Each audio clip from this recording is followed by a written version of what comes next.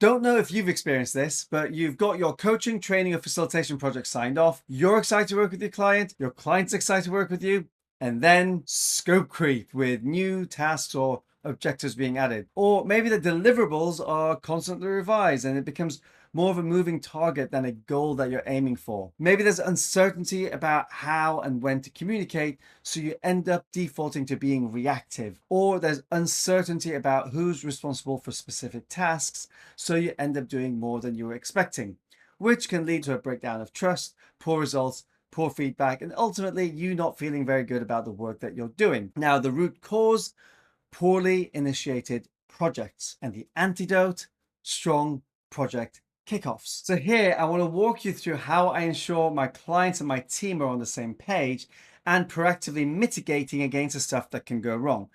This is my kickoff meeting agenda. Now, the purpose of this meeting is to ensure the project's success by establishing this constructive and collaborative working relationship and aligning around the project milestones and timetable.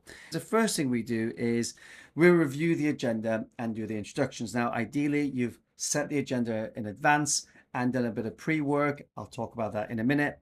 Then what I like to do is go straight into project overview, which is where you're reviewing the high level aims and objectives for the project and the partnership. I think it's always important to establish that this is a partnership rather than something that happens to the client. This makes it really natural to then talk about the project hopes and fears. This is where you're flushing out the expectations for the project, but also the fears, worries, and anxieties that can get in the way. So we can make sure that we do the things that we want to do and avoid the things that we don't want to do.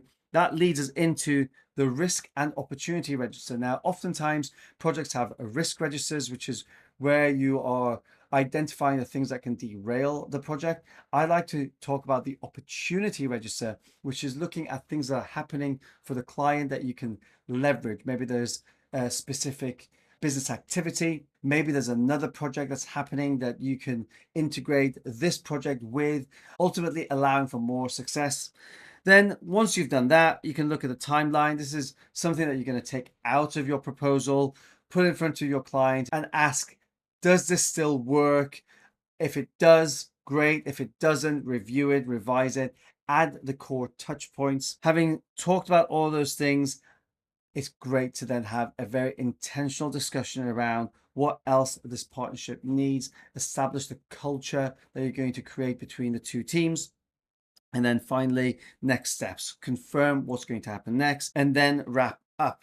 Now, some top tips: do as much of the work in advance of the meeting as possible. Use the meeting to refine things. You could even send the risk register or the opportunity register as pre-work for your clients to consider and think about. For longer projects, I would give a little bit more time to the agenda to do some sort of getting to know you activity, especially if there's going to be a lot of collaboration between you, your team, and your client. Either way, the result of a well-planned and executed kickoff is clarity and alignment, more effective communication and planning, and stronger relationship, ultimately leading to project success, happy clients, repeat business or referrals, and you having more of an impact. Remember, a strong start can set the stage for a smooth, successful project. Start strong, finish stronger.